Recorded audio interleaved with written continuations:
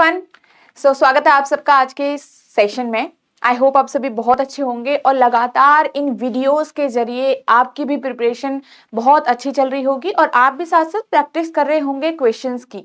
Okay, सो आज फिर से हम एक न्यू सेशन लेके आए हैं जो फिर से रहेगा आपका कोडिंग डिकोडिंग के ऊपर।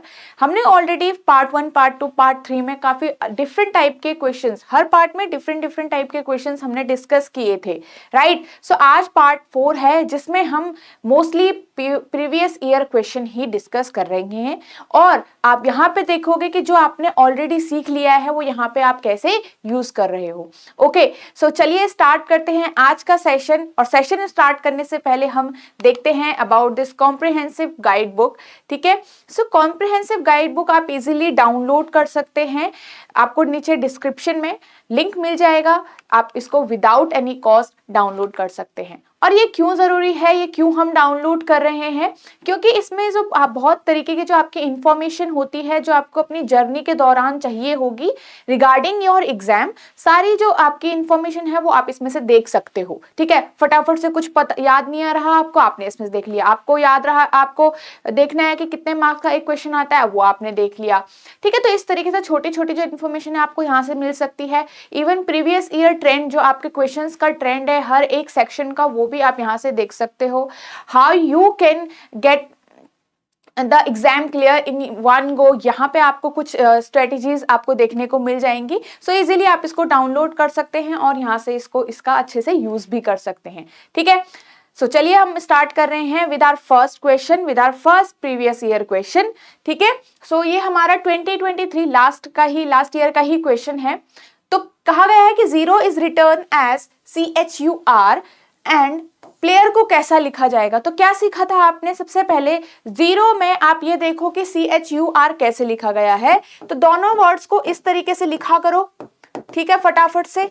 और अगर आपको एकदम से क्या करना है, सबसे पहले आप क्या फाइंड आउट करते हो, स्ट्रेट पैटर्न देखते हो, राइट, कि स्ट्रेट पैटर्न में क्या यहाँ पे लग रहा होगा।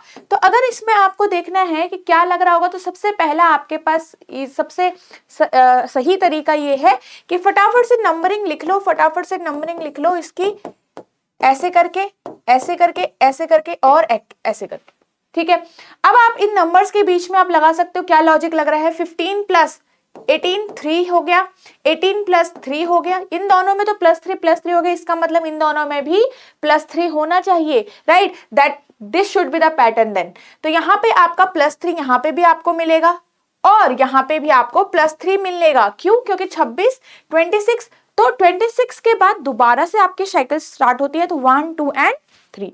ये आप अब देखो यहाँ पे अब आप क्या करोगे, बिना नंबर्स को लिखे हुए, बिना उनकी काउंटिंग को लिखे हुए भी करोगे। क्यों, क्योंकि वो आपके मन के अंदर उनकी प्लेस वैल्यू रहेगी, राइट। जैसे आपको पता है भाई O की 15 होती है, R की 18 होती है, +3 हो रहा होगा, तो ये आप क्या करोगे, मेंटली कैलकुलेट करोगे, यहाँ पे आपको पेन यूज करने की जरूरत नहीं है। ओके, चलिए, तो आपका अब देखो यहाँ पे PLAYER में भी सेम पैटर्न लगना चाहिए, स्ट्रेट में +3 होना चाहिए हर एक लेटर के अंदर। P 16 इसकी प्लेस वैल्यू, 16 + 3 19, तो S यहां से आना चाहिए। हर एक ऑप्शन आपका S से ही शुरू हो रहा है। अब ऑप्शंस में देखो कहां पे आप अलग कर सकते हो। देखो अब पीछे आपका सब में T आ रहा है, तीनों में T है और एक में U है, तो ऐसे करते हैं, सेकंड वाले को स्टार्ट करते हैं, मतलब लास्ट सेकंड वाले को देखते हैं। E +3, 5 + 3 मतलब यहाँ पे H आना चाहिए, तो इसका मतलब ये दोनों ऑप्शन तो कैंसिल हो गए। अब इन दोनों में से इजीली आप फाइंड आउट कर सकते हो, R +3 करके ये 18 होता है, +3 करोगे तो यहाँ पे 21 वाला आना चाहिए, दैट इज U, राइट। तो आपका आराम से आपको पता चल जाएगा कि D जो ऑप्शन है वो आपका करेक्ट होगा यहाँ पे। तो सारा लिखने की जरूरत नहीं है, चीजें बस ऑप्शन में भी देखो कि किस तरह से आप ऑप्शंस को यूज कर सकते हो अपने टाइम को कम लगाने के लिए। ओके, बट वो तभी आएगा जब आपको इनके प्लेस वैल्यू आएगी और इजीली आप सेकंड्स में तभी आप क्वेश्चन कर पाओगे जब आपको चीजें आपने प्रैक्टिस कर रखी होगी क्वेश्चंस की, राइट। चलिए, बाकी सब चीजें इजी ही आती हैं एग्जाम में हमारे। ये आपका लिखा गया है is the code for Mumbai, तो मुंबई का कोड है ये वाला, तो लिखेंगे हम ऐसे करके LSJXV और C। तो सबसे पहले आप क्या पैटर्न लगाते हो, आप लगाते हैं सबसे पहले स्ट्रेट पैटर्न भाई। तो स्ट्रेट में आप अगर इजीली देखो तो ये आपको m का l से तो समझ में आ रहा है कि m के तुरंत पहले l आता है, बट u के तुरंत पहले s नहीं आता है, m के तुरंत पहले j नहीं आता है, ओके, b के तुरंत पहले x भी नहीं आता है। पर ये एक चीज ऐसी हो रही है कि यहाँ पे 1 अगर हम इन सबकी वैल्यू लिखें तो यहाँ पे आपका क्या लिख रहा है, ये होता है 3, तो ये -6 लग रहा है हमें। चलिए भाई, ये आपका 22 होता है, 2, 24, 10, 13 और 21 और 12, तो ये -1 हो रहा है। यहां से देखोगे ये कितना हो रहा है, -2 हो रहा है। आगे देखो 13, 10, -3 हो रहा है। अब थोड़ा बहुत समझ में आ रहा है पैटर्न, अब एक सीक्वेंस समझ में आ रहा होगा। -1, -2, -3, -4 हो रहा होगा, -5 और -6 आपने ऑलरेडी देख लिया। अब a का -5 करके 22 कैसा आया भाई, देखो पीछे जाना है आपको। a अगर मान लीजिए 27 है, सपोज 27, 26 के बाद 27 अगर मानोगे तो आपको इजी रहेगा समझने में, है ना। 27 में से क्या माइनस करना चाहिए, देखो यहाँ पे -4 होगा b के टाइम पे, यहाँ पे -5 होना चाहिए। -5 करोगे तो आएगा 22, आ रहा है कि नहीं आ रहा है 22, बिल्कुल आ रहा है। सो हमारा यहाँ पे v आएगा। इतना क्लियर हो गया। चलिए अब आपको पता चल गया क्या हो रहा है, सेम यहाँ पे भी लगाओ, क्योंकि इतने से ही समझ में आ गया, पूरा पूरा लिखने की जरूरत नहीं होती है हर जगह।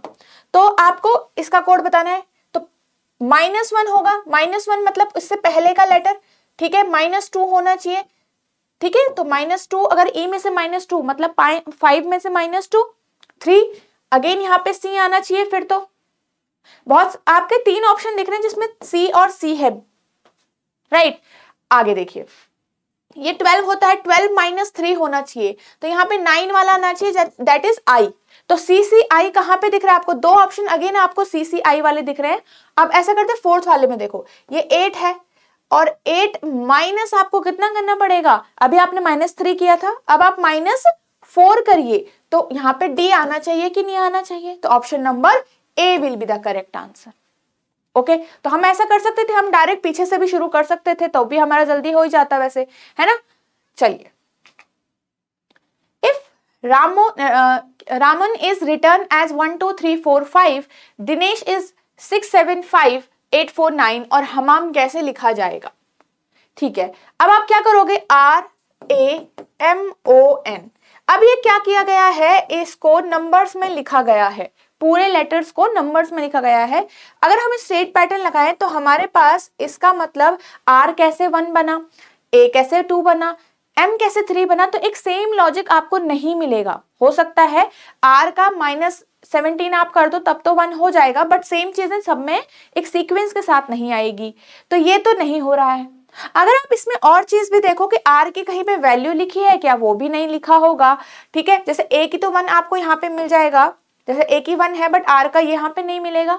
और जगह भी आपको क्रिस क्रॉस पैटर्न भी आप लगाओगे तो यहाँ पे आपको एक सीक्वेंस नहीं दिखने वाला है। क्यों, देखो O का जिस तरीके से 4 बना होगा उसी तरीके से N का 5 बनेगा क्या, नहीं बनने वाला होगा, ठीक है। तो इसका मतलब हमने ये समझ लिया कि यहाँ पे स्ट्रेट पैटर्न तो नहीं लग रहा है, क्रॉस पैटर्न्स भी नहीं लग रहे हैं, ऑपोजिट नंबर्स भी नहीं लिखे हुए हैं, ना ही ये प्लेस वैल्यू है। तो ये क्या है, क्योंकि ये कितना बड़ा नंबर है, अगर हम इसको प्लस माइनस करके सबके प्लेस वैल्यूज को प्लस माइनस भी करें तो भी नहीं आएगा। तो हमारे पास एक और यहाँ पे कोडिंग डिकोडिंग होती है, जैसे अभी तक हमने जैसे सो सीखे थे वो अरेंजमेंट भी हो रहे थे साथ में। कई बार आपको क्या होता है, जैसे चाइनीज कोडिंग डिकोडिंग में आपको डायरेक्ट कोड्स दिए होते हैं, है ना, आपको पहचानना होता है। तो यहाँ पे भी ये डायरेक्ट कोडिंग है जहां पे आपको कोड्स गिवन हो रखे हैं, बट पहचानना पड़ेगा किसका क्या है। तो अगेन वो कैसे पता चलेगा, रिपीटेशन से पता चलता है, क्या कोड का या फिर किसी लेटर का या नंबर का रिपीटेशन हो रहा होगा। क्या हो रहा होगा, रिपीटेशन हो रहा होगा। अब यहाँ पे आप देखिए,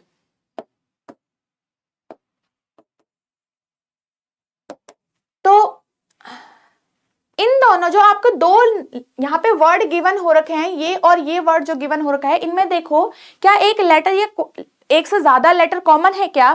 तो अगर आप देखोगे यहाँ पे N है और यहाँ पे भी N है, क्या है, देखिए RAMONDINESH। तो यहाँ पे भी हमारा क्या है, यहाँ N है और यहाँ N कॉमन है। तो अगर इन दोनों का यहाँ पे दोनों का जो कोड है वहां पे कोड भी कॉमन आ रहा होगा तो ये डायरेक्ट कोडिंग जा रही है। जैसे N के कोड में अगर हम यहाँ पे कोड्स लिखें तो 1 2 3 4 और 5, यहाँ पे है 6 7 5 8 4 9, this is your code. And आपके n के बाद कोई और लेटर रिपीट नहीं हो रहा है, ठीक है। तो हो सकता है कि n का कोड 5 ही है, तो भाई यहाँ पे भी आप देखोगे n का कोड 5 ही दिया गया है, मतलब जहां पे n है उसी के सीधे नीचे आपको 5 मिल रहा है, मतलब सेम प्लेसेस पे। देखो हर बार जरूरी नहीं होगा कि जो कोड है कोड का सीक्वेंस सेम है, जैसे कि यहाँ पे n के नीचे 5 है, मतलब लास्ट प्लेस पे 5 है और लास्ट प्लेस पे n है, थर्ड प्लेस पे n है और थर्ड ही प्लेस पे 5 है, तो हमें इतना तो पता चल रहा है यहाँ से n का कोड आ चुका है 5। क्या आ चुका है? 5। तो हमें पता चला कि हर एक लेटर का कोड उसी की प्लेस में गिवन हो रखा होगा, सेम प्लेस पे हर एक लेटर का कोड गिवन हो रखा होगा, राइट, ठीक है। अब जैसे अगर n के अलावा कोई और रिपीटेशन नहीं है तो आप कोड में भी देखो कोई और नंबर रिपीटेशन में नहीं होगा, राइट। अब ये और आपको कैसे पता चल सकता है? देखो आप कहोगे कि भाई हम यहाँ पे कैसे बताएंगे कि ये डायरेक्ट ही है, तो आप देखो, आप अपने ऑप्शंस में भी देखो, सारे कोड 9 से शुरू हो रहे हैं और h का यहाँ पे स्ट्रेट 9 ही आ रहा है, h के सीधे नीचे क्या है? 9 है। अब क्लियर हो गया, ठीक है। पर कई बार क्या होता है, ये कोड शफल भी होते हैं, जैसे कि मान लीजिए यहाँ पे हमें पता है NN कॉमन है और अगर यहाँ पे एक नंबर कॉमन आता दोनों ही के कोड में, तो हो सकता था 5 यहाँ लिखा होता और 5 यहाँ लिखा होता कहीं, तब भी हम पहचान जाते कि n का 5 है, क्योंकि सिर्फ 5 ही रिपीट हो रहा है दोनों में। तो कई बार क्या होता है, आपका सीधा सीधा लिखा होता है, कई बार शफल्ड भी होता है, तो वो तभी पहचान लेते हो जब रिपीटेशन होता है। तो इससे तो ये चीज क्लियर हो चुकी है कि हर एक का नीचे लिखा गया है। तो आपको यहाँ पे हमाम का चाहिए, हमाम में N9 से शुरू हो रहा है। अब वहां पे देखो कोड कहाँ पे चेंजेस आ रहे हैं, सेकेंड लेटर में देखते हैं, ठीक है। सेकेंड लेटर पे देखेंगे तो यहाँ पे इसका 9 है, ए का देखो कोड क्या है, वहां पे 2 है, एम का कोड आपको गिवन है 3 है, तो 923 आपका कोड होना चाहिए, that is option number B. Okay, चलिए।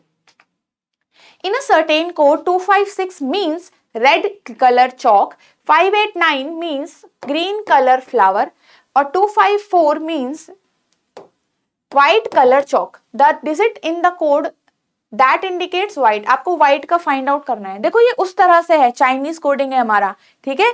आपकी 3 रो दी गई है, आपको उनको कोड करके लिखा गया है। जब भी मीन्स आता है तो मीन्स का मतलब होता है कोड पहले है, इज कॉल्ड और इज रिटर्न का मतलब होता है कोड बाद में है, ठीक है।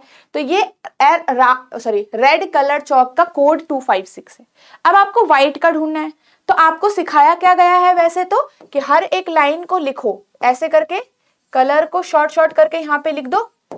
सेकेंड लाइन को ग्रीन कलर चौक, तो सेकेंड लाइन में ग्रीन एक नया वर्ड है, ग्रीन को हम यहाँ लिखेंगे, ठीक है। कलर फिर रिपीट हो रहा है, यहाँ पे कलर को लिखेंगे। फ्लावर एक नया वर्ड है, फ्लावर को यहाँ लिख दो। आपका व्हाइट कलर चौक, व्हाइट एक नया वर्ड है, व्हाइट को यहाँ लिख दो। कलर फिर से रिपीट हो रहा है और चौक रिपीट हो रहा है, तो सबसे ज्यादा कलर रिपीट हो रहा है पहली दूसरी तीसरी लाइन में, तो नंबर भी एक कोड भी रिपीट हो रहा होगा 2 2 और आपका नहीं 2 रिपीट नहीं हो रहा सब में, 5 5 और 5 रिपीट हो रहा है, तो 5 हो गया कोड 5 कलर का। बट हमको व्हाइट का ढूंढना है, ठीक है, व्हाइट यहाँ पे है। अब आपको इसके लिए चौक और कलर का ढूंढना जरूरी है, तो 2 इसमें देखो फर्स्ट और लास्ट वाले आपके लाइन में एक कोड रिपीट हो रहा होगा जो कि क्या है 2 है, 2 है, क्योंकि फर्स्ट और लास्ट वाली लाइन में सिर्फ 2 ही रिपीट हो रहा है।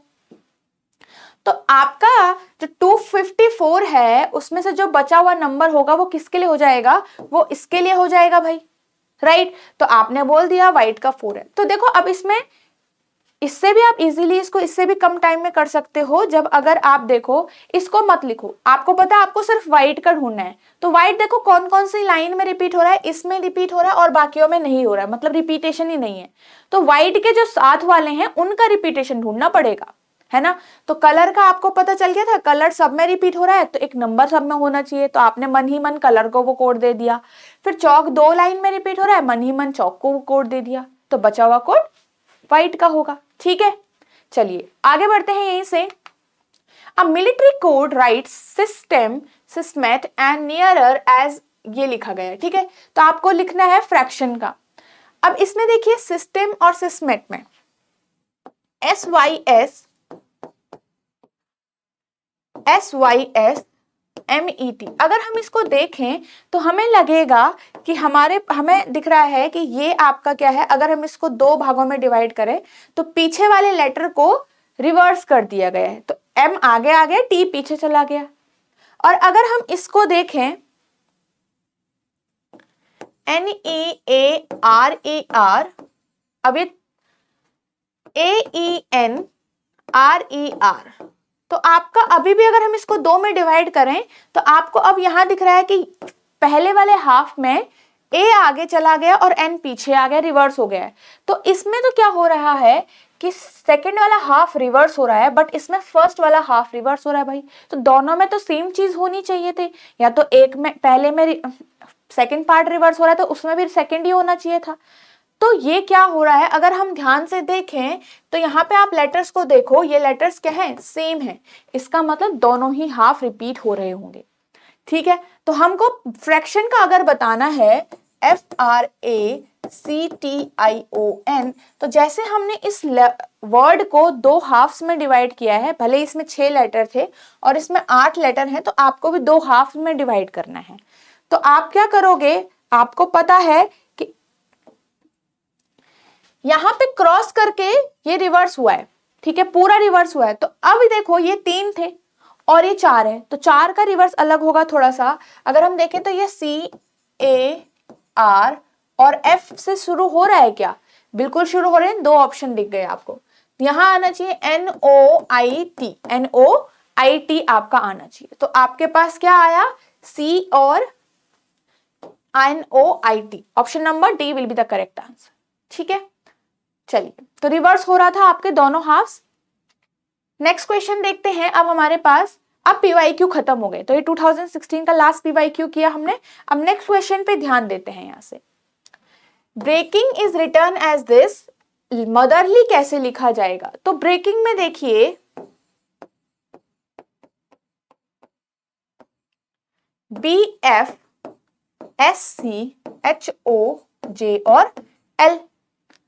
अब यहां पे देखो, सबसे पहले स्ट्रेट लगाया करो, तो B से B बना, R से फिर R बनना चाहिए था, जो कि नहीं बन रहा है। E से S बनना चाहिए, नहीं बन रहा। हमें यहाँ पे कोई सेम सीक्वेंस नहीं दिख रहा स्ट्रेट पैटर्न्स में। ऑपोजिट तो आप इजीली देख सकते हो, नहीं है +1 +- तो आप बहुत आसानी से देख सकते हो, है ना। तो अब आप देखो क्या कर सकते हैं हम, ये कर सकते हैं, ये कर सकते हैं। तो B से F कैसे बना होगा, +6 करके, R से B फिर नहीं बन रहा है वैसे। E से C कैसे बना है, माइनस करके, सेम ऐसे, ये भी नहीं हो रहा है। तो क्रॉस में भी सेम पैटर्न फॉलो नहीं हो रहा है। ठीक है, स्ट्रेट लगा दिया, 2 क्रॉस लगा दिए, 3 क्रॉस। उससे अच्छा आप क्या कर दो, इस पूरे लेटर को 2 भागों में डिवाइड कर दो ऐसे करके। ठीक है, ऐसे क्रॉस कर सकते हैं हम। तो हम देख सकते हैं अगर हम इस तरीके से करना चाहें तो ये क्या हो रहा है या फिर नहीं हो रहा है, अभी हम सिर्फ चेक कर रहे हैं। ठीक है, ऐसे भी क्रॉस होता है ना आपका।